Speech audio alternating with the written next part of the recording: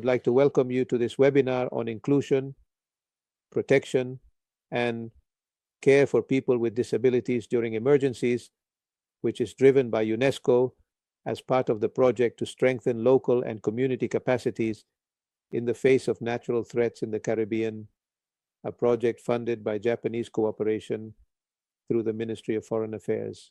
This webinar is the 5th in the series, precisely as a resource that is part of an educational platform aimed at integrating a set of resources alongside this webinar cycle, an open online course, and other types of resources.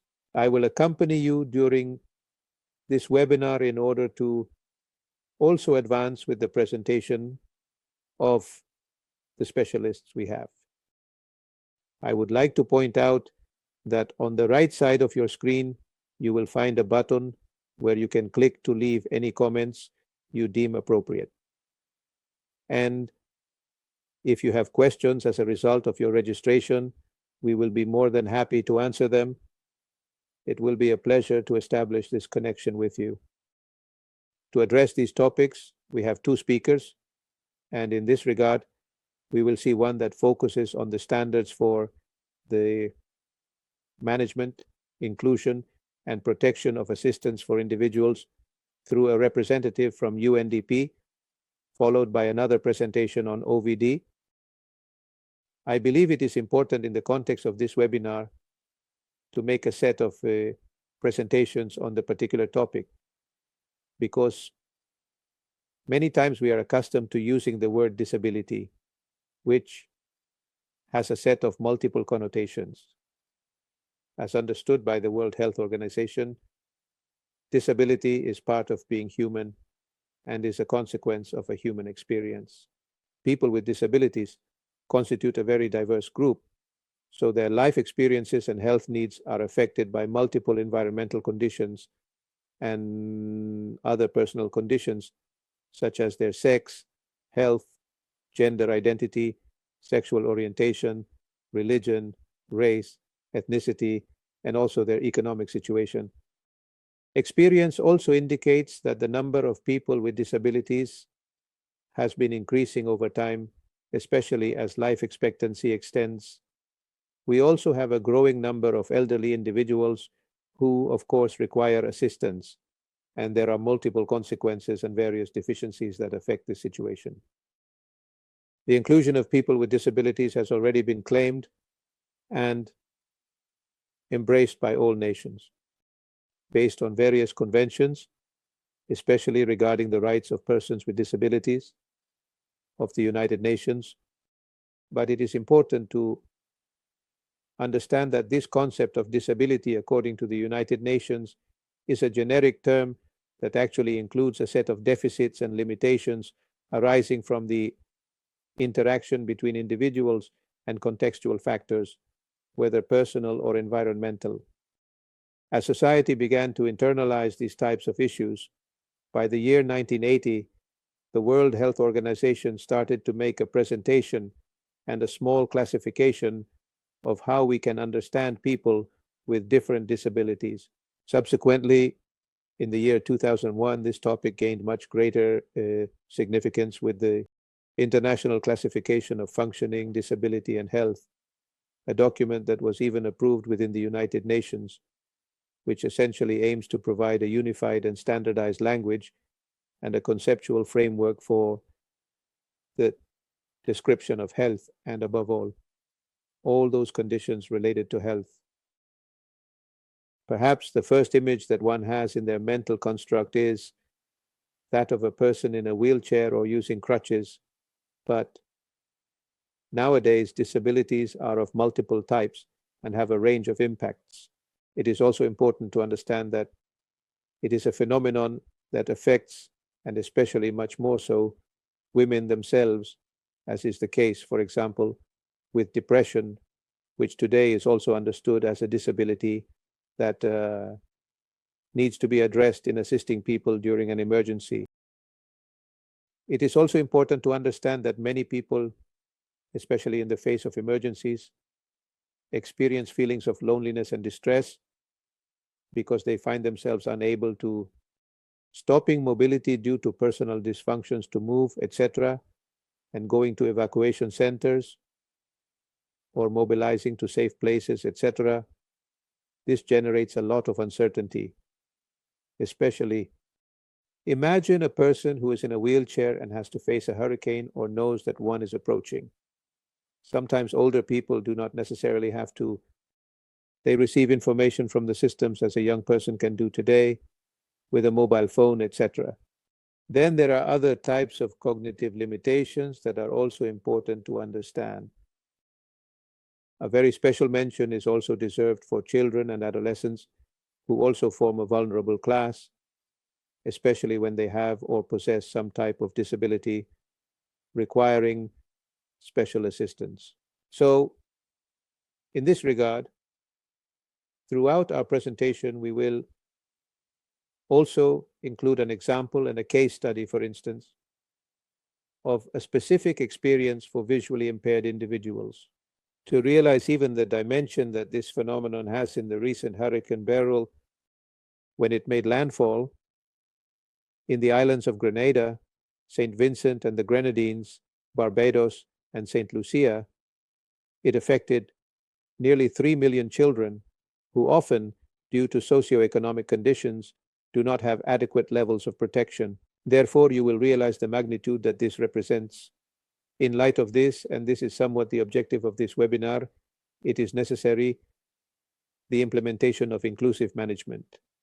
This is the key, and this is the word that seems to me should drive us forward to precisely support people with disabilities, especially during emergencies, so that they can have family assistance and generate their own network in such a way that this can achieve support, a systemic support network to assist them.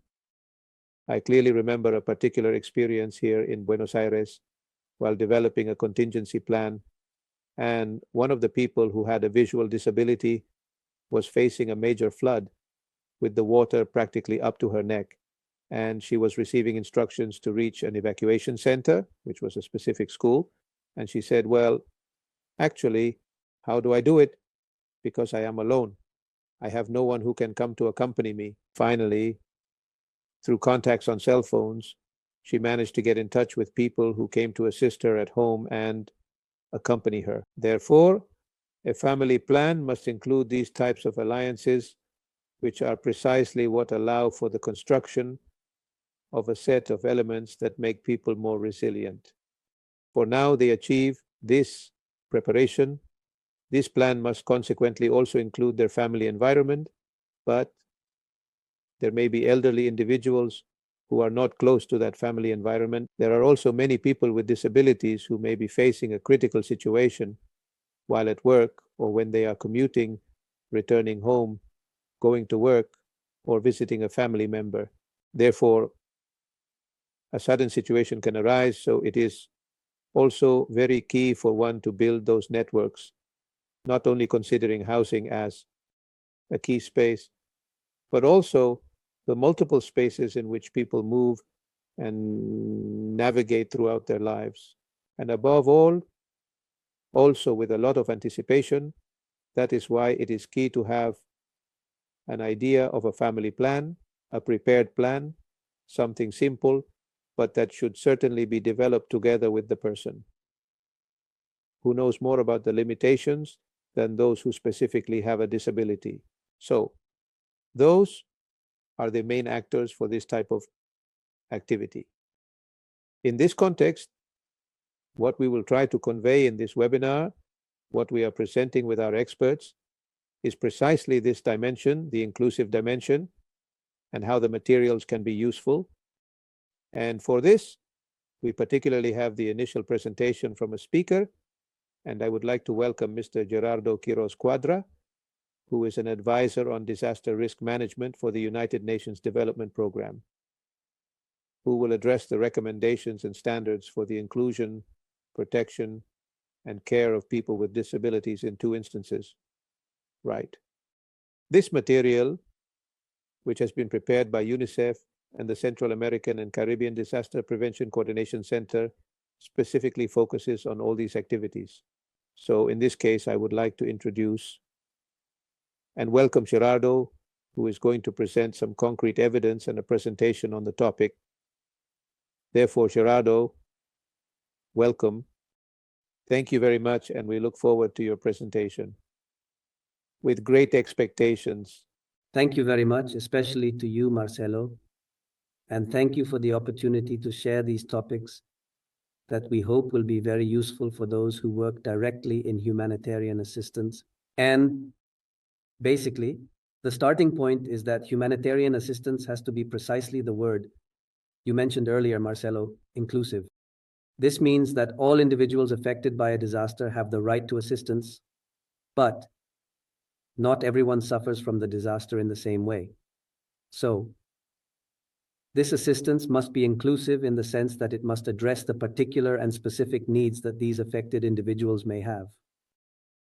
And that is why these standards have been designed to seek the inclusion, protection, and care of people with disabilities in a disaster, so that we can define concrete, specific, and differentiated actions for people with disabilities during emergency response.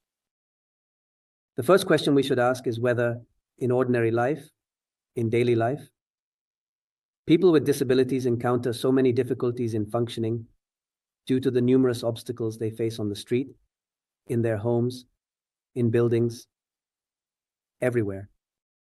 How complicated could the situation be for those individuals during a disaster? Where those streets, which were already uncomfortable, do not exist, where those houses, which probably did not have the best conditions, are located, is somewhat stagnant. That is to say, if normal life is complicated for people with disabilities, a disaster situation can be, or is indeed, a terrible and enormous complication for people with disabilities. Some figures in the world: 16% of the global population are people with disabilities, and 80% of that population lacks plans to face disasters, meaning that these are individuals who have no preparation or planning to respond adequately to a disaster, taking into account their particular needs. For that reason and other reasons, they are 2 to 4 times more likely to die in a disaster. So, the standards for the inclusion, protection, and care of people with disabilities seek, in some way, to establish specific protocols and procedures so that these individuals can receive appropriate care tailored to their needs. The standards have 3 pillars that define their name, and this is extremely important because it is the starting point. Inclusion, for example, as one of the pillars, is based on 3 principles. People with disabilities should not only be subjects of care, but must also actively participate in preparation and even in the response actions during emergencies. As Marcelo mentioned earlier, it is very important that the people who know exactly how they feel and what they need are the ones who have a voice and opinion on the matter, like the ways in which they should be cared for during disasters. That is why the concept of inclusion and the participation of these individuals is very important. Non-discrimination, as we have clearly stated, means that all individuals affected by the disaster have the right to assistance, but the assistance must respond to the particular needs of the different groups of people and the various needs they may have during the disaster. And the other principle of accessibility is extremely important because structures, activities, instructions, operations, everything must be accessible. What does accessible mean? That any person, regardless of their situation and condition, can have access to the indication, to the space, can use those standards, those spaces. There is a phrase used in groups of people with disabilities that is, nothing about us without us. This means that no matter how good our intentions are, our opinion is not enough if it has not been consulted with people with disabilities. The other pillar on which these standards are based is the pillar of protection. Protection relates to two very important elements. One is the respect for the rights of these individuals, meaning that the assistance provided is not given solely for humanitarian reasons, but also because we are responding to the duty to respect the rights of these individuals, the right to receive assistance, and all the other rights that cover them. But we also need to ensure that operations prevent violations and protect individuals from physical harm and psychological harm during emergency assistance. And the third pillar related to care is that those of us who work in humanitarian assistance must ensure basic services to alleviate suffering. Well, first and foremost, saving lives, which is the most important objective, but then reducing the impact that the disaster has had on people as much as possible, providing adequate and dignified living conditions. These two concepts are very important. Adequate means that it serves the specific needs of the person, and dignified means that a person in a disaster situation or in a state of calamity, one cannot receive just anything. Rather, what we provide as care and food must be things that do not affect their dignity, that respond to their habits, and that they can accept appropriately, etc. The standards also have 10 major guiding principles that are extremely important because they define the, let's put it this way, the philosophy of the intervention. So, the first principle is, as we mentioned before, to safeguard the integrity and dignity of individuals in humanitarian assistance actions. This means that it doesn't matter if a person is a victim. That doesn't mean they will receive anything and everything. In disaster situations, the possibilities of human rights violations are numerous. And our duty as humanitarian assistance interveners includes ensuring the respect of the rights of these individuals. The other principle relates to equitable access, in proportion to needs and without any form of discrimination. And when we say equitable, we mean that greater needs should receive greater assistance. It is not the same what we have to deliver to a family of 3 members as to a family of 8 members, for example. Just to give an example of equity in terms of quantity. This means that people must receive assistance in proportion to what they need and without discriminating against anyone for any reason. The other principle relates to the protection of individuals from physical and psychological harm caused by conflicts, emergencies, disasters, and against all forms of violence. And here, there is also a very important element. It relates to the intervention we, as humanitarian actors, carry out, and that our intervention must not endanger people. The actions we take to provide assistance to people should in no way, in any way, signify a problem or a danger or anything that could harm individuals. And it is also our duty of protection, the protection of people, to ensure that individuals do not suffer greater harm, both physical and psychological. Principle 4 relates to preventing violence and abuses concerning the rights of individuals. We have mentioned this before. This means that among our responsibilities, we must not only provide basic physical assistance, but also design actions that allow individuals to remain free from risks related to violence and violations. The other principle relates to participation, which we have already mentioned. People with disabilities, their organizations, their associations, and the organizations that represent them must participate in identifying needs. They must be involved in the design and the decision-making regarding the measures and procedures that will be applied in humanitarian assistance. For the same reason, we have already mentioned, only those who live the experience know what they need and what is the best way to provide that assistance. The concepts of accessibility, safety, and universal design are very important principles because they relate to the ability of all people, regardless of their condition, to access safely to the sites, to assistance, and to everything that is defined for their help. And this is then the defining body of the norms, that is, the principles, the philosophy of the norms, and the reasons why the norms are applied. Later, we can discuss each of the norms that this document specifies. Thank you very much, Marcelo. I give you back the floor. Thank you, Gerardo. It was really very, very interesting.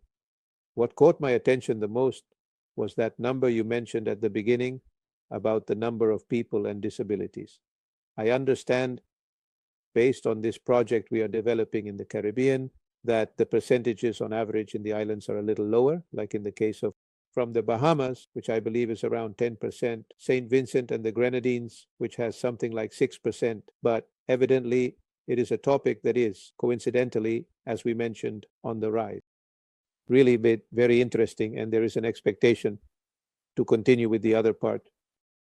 But in the meantime, now is the time to present a first concrete piece of evidence of what we have just concluded, to present up to this moment in this webinar, which is precisely a specific experience, about one of the disabilities. For this, I would like to welcome and introduce Ms. Glorimar Gomez Perez, who is an expert in working with tools for people with visual disabilities. She is part of the Caribbean office of the International Center Information about Tsunamis that operates under a convention between the International Oceanographic Commission of UNESCO and the International Administration Office. Atmospheric Oceanic Administration of the United States, based in Mayagüez, Puerto Rico, precisely. So welcome, Glorimar. Thank you very much for accepting this challenge of presenting concrete cases to show those participating in this webinar how to approach inclusive language from this topic as well. Go ahead.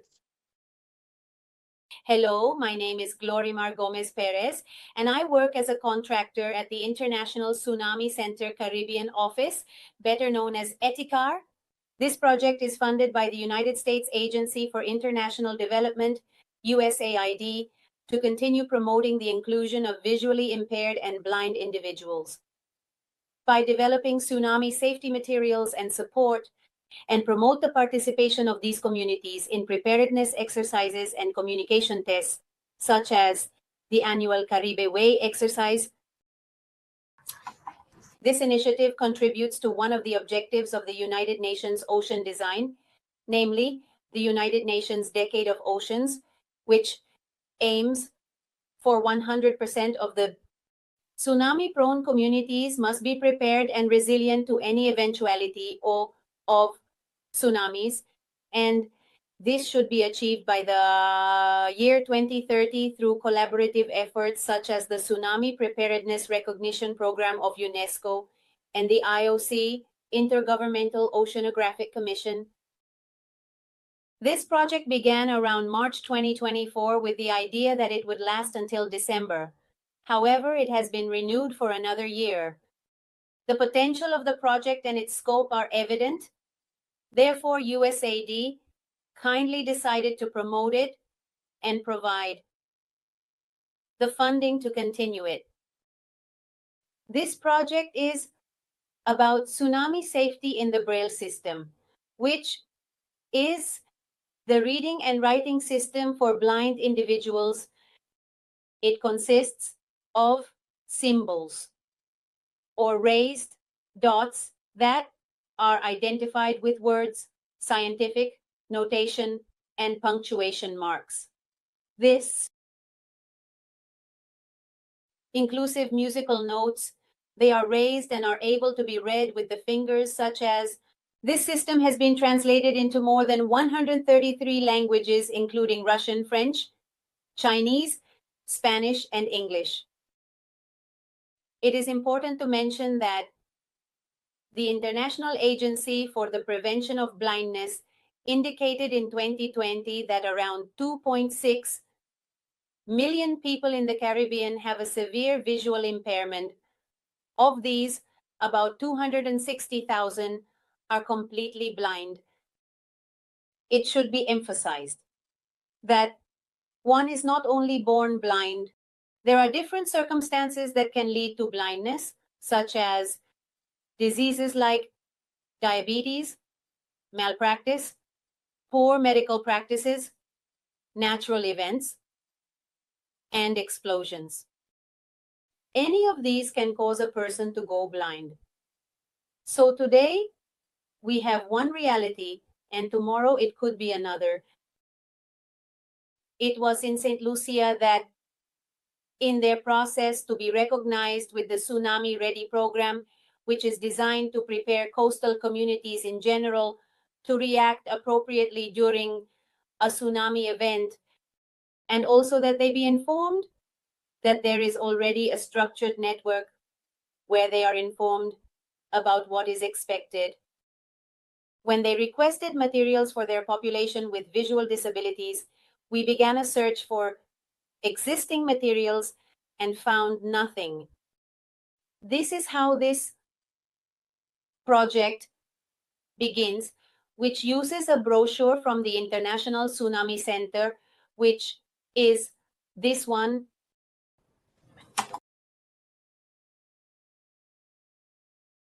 It is a colorful brochure that is in English and Spanish outlining the safety rules in case of tsunamis. And this material was then translated into the Braille system in English and Spanish. This is how it looks. All the material you saw in the flyer is here, only in text, and consists of 4 to 5 pages. To give you an idea,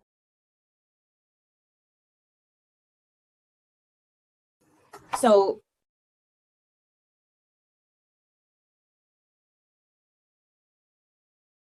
the National Federation of the Blind in Puerto Rico helped us a lot in identifying and reviewing this material to ensure it had the correct vocabulary and was properly written.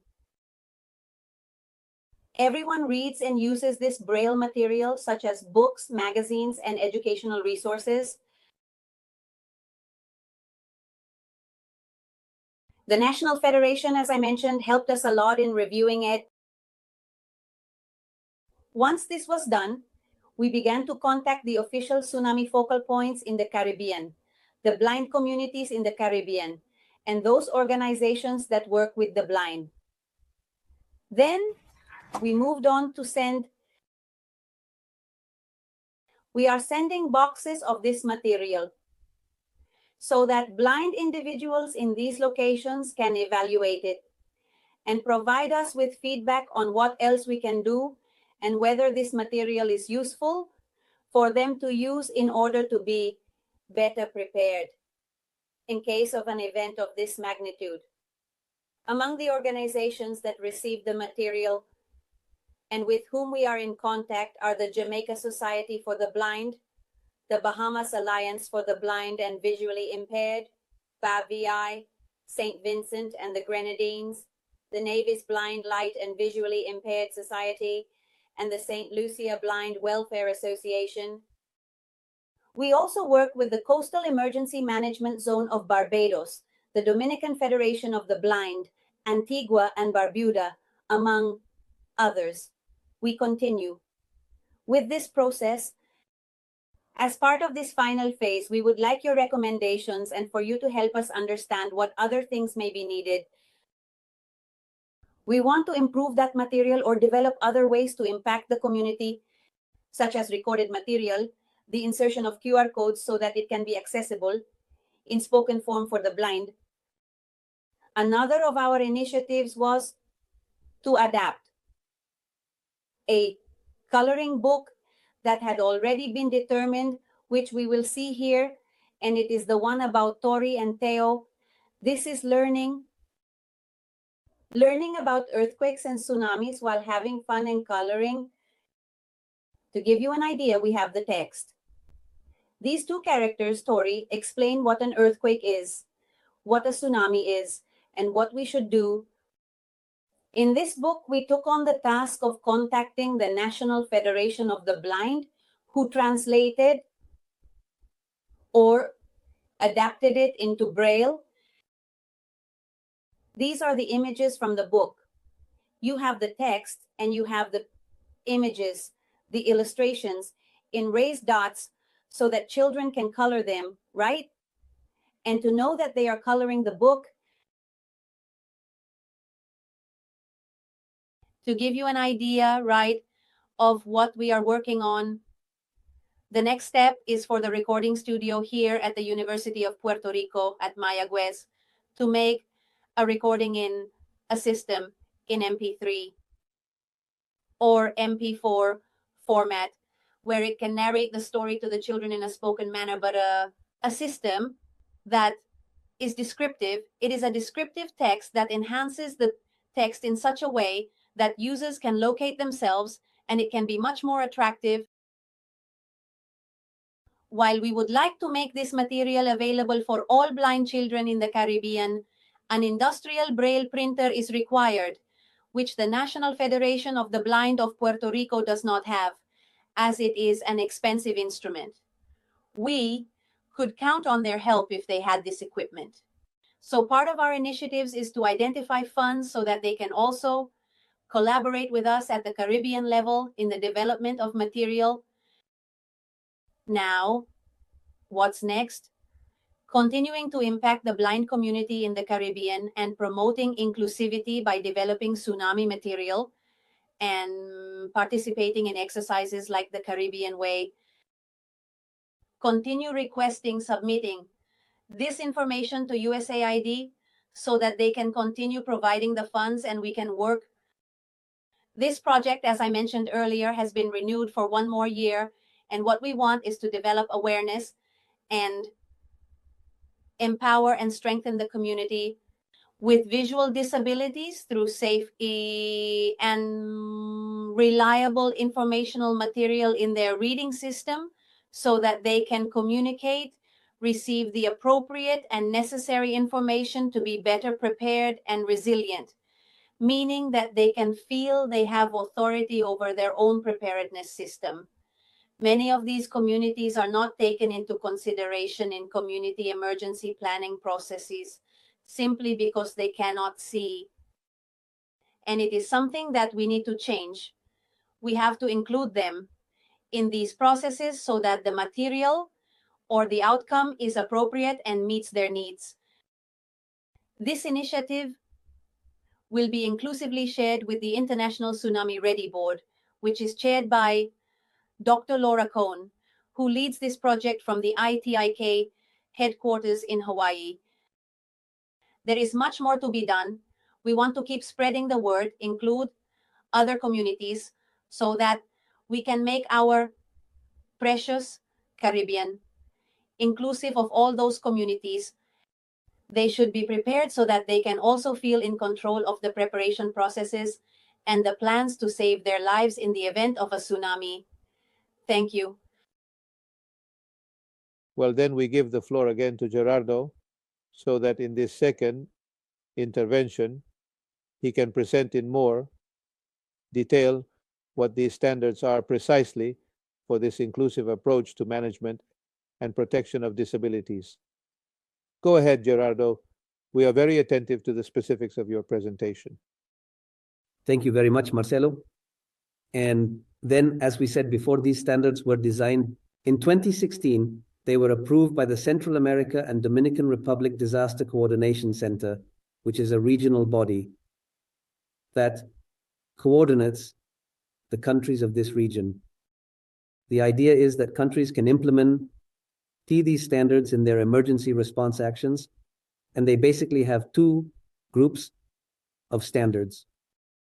There is a first group of standards that is very oriented towards political decision-making, meaning that countries, through their institutions, but not only the emergency or disability institutions, but all institutions that have responsibility in reacting and responding to emergencies must implement. This first group of standards is the standards for developing inclusion strategies that seek to ensure that the disability approach is present in the planning of response preparation and even in disaster recovery. The second group of standards relates to those aimed at addressing protection needs and adequate care.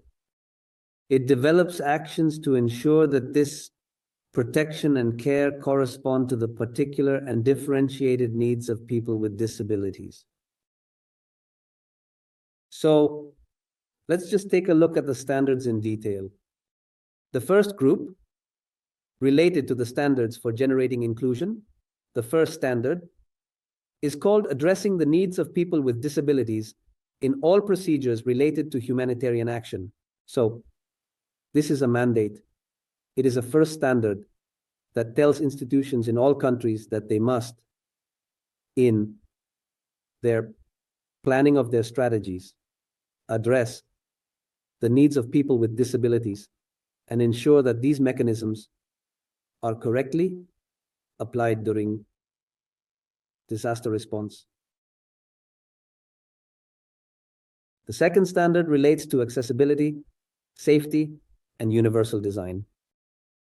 We mentioned that all operations and all structures dedicated to the care of people with disabilities must have this vision of universal design. What is universal design? Universal design is the design that allows for any condition that a person may have.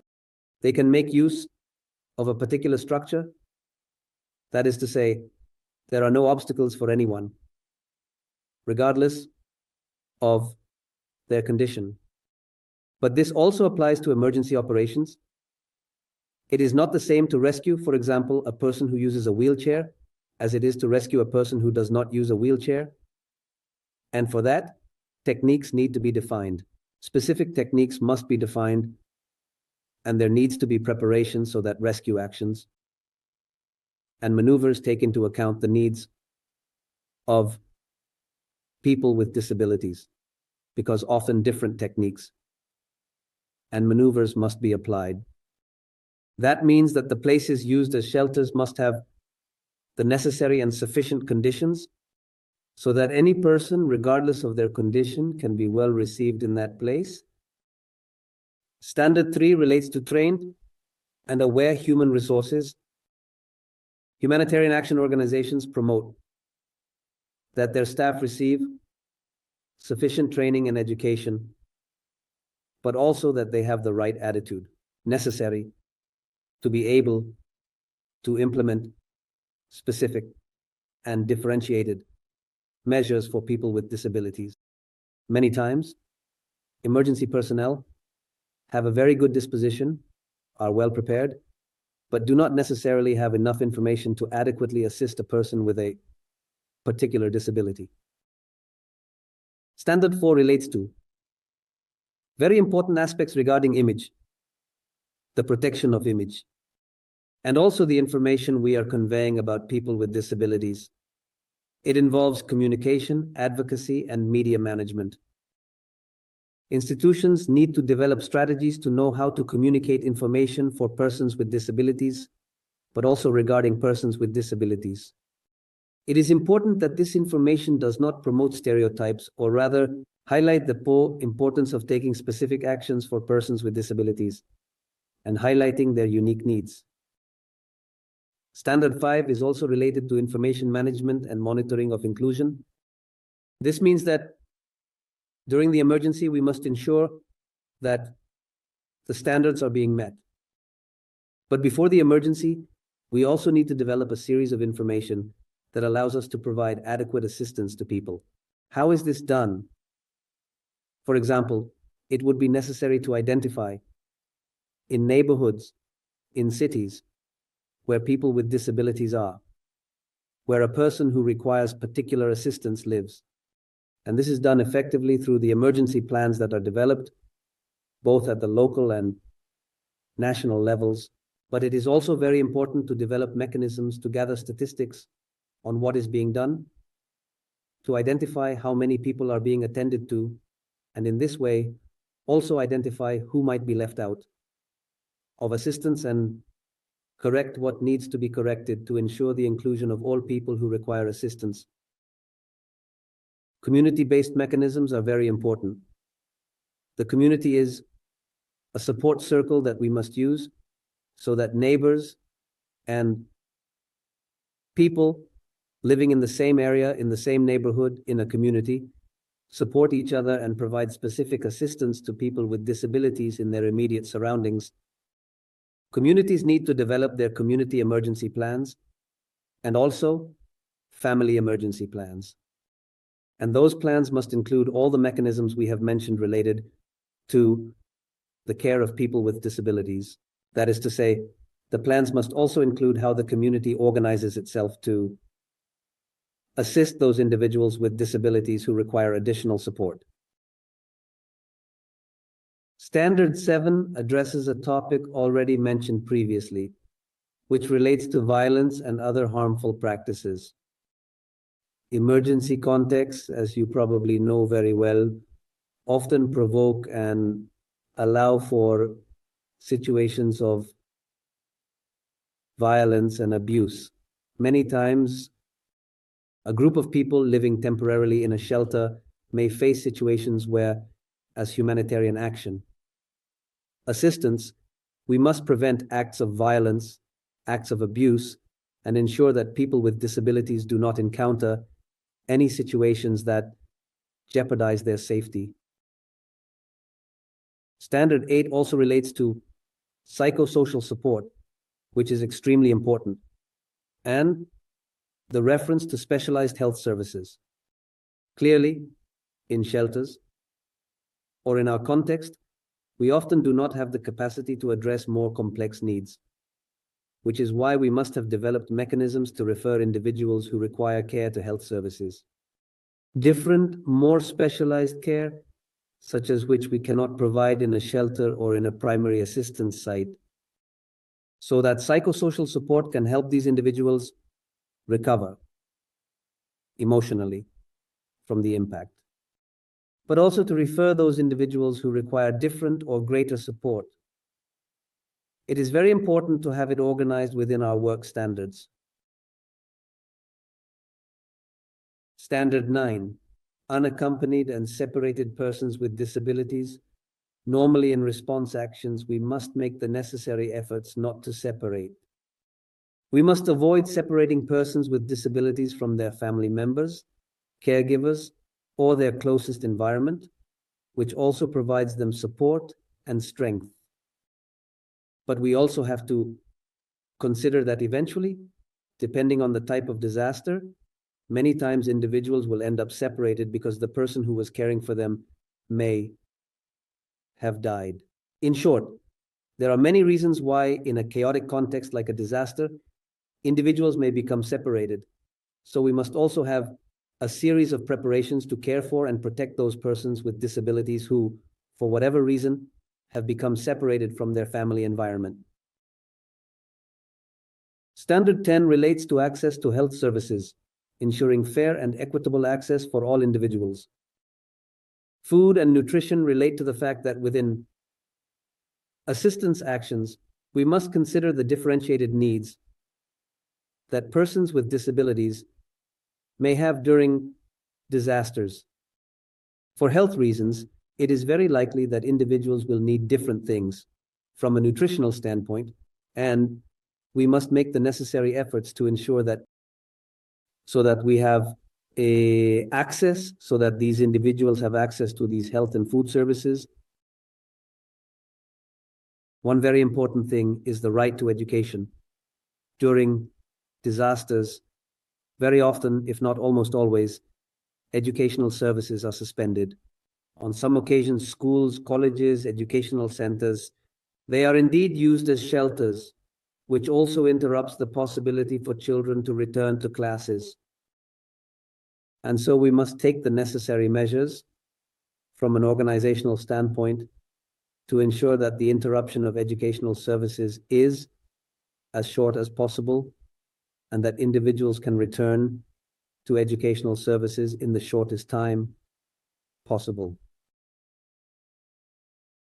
Clearly, water and sanitation services are extremely important for all people, of course, but we must take into account that people with disabilities will likely require adjustments to access these services, because often when responding to an emergency, the water truck, arrives 100 meters away from where the people are. A person without any disabilities can probably go fetch water, but a person with a disability is at a disadvantage because they may not be able to go get the water, or the place where they are housed may not have suitable conditions, for example, in the height of the basins or in the showers.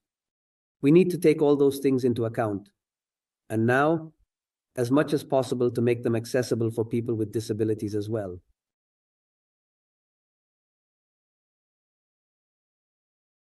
Access to humanitarian services is also extremely important here.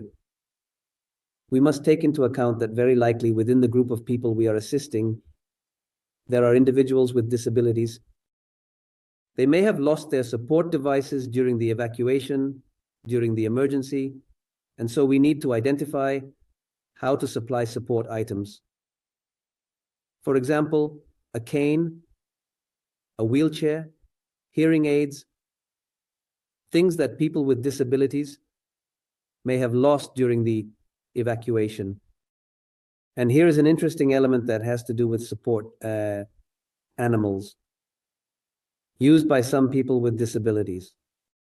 The dog of the visually impaired person or other animals that could be used for emotional support or even for the physical support of people with disabilities. We also need to have adequate and necessary provisions for these animals. In some cases, we will have difficulty accommodating the person with their animal in the same place, but we then need to take the necessary measures so that the person is always close to the animal that accompanies them, the animal that supports them. These are the 13 rules. Some people may think that they are many, but in reality, all of them are essential. These are the 13 rules that all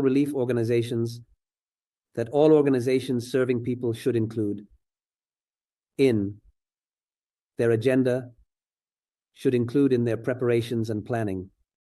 And remember that while it is true that all people have the right to assistance, this assistance must be differentiated according to the specific needs, differentiated, and particular to the people we are serving. And in risk management, we all count. Thank you very much. Thank you very much, Gerardo, for your presentation.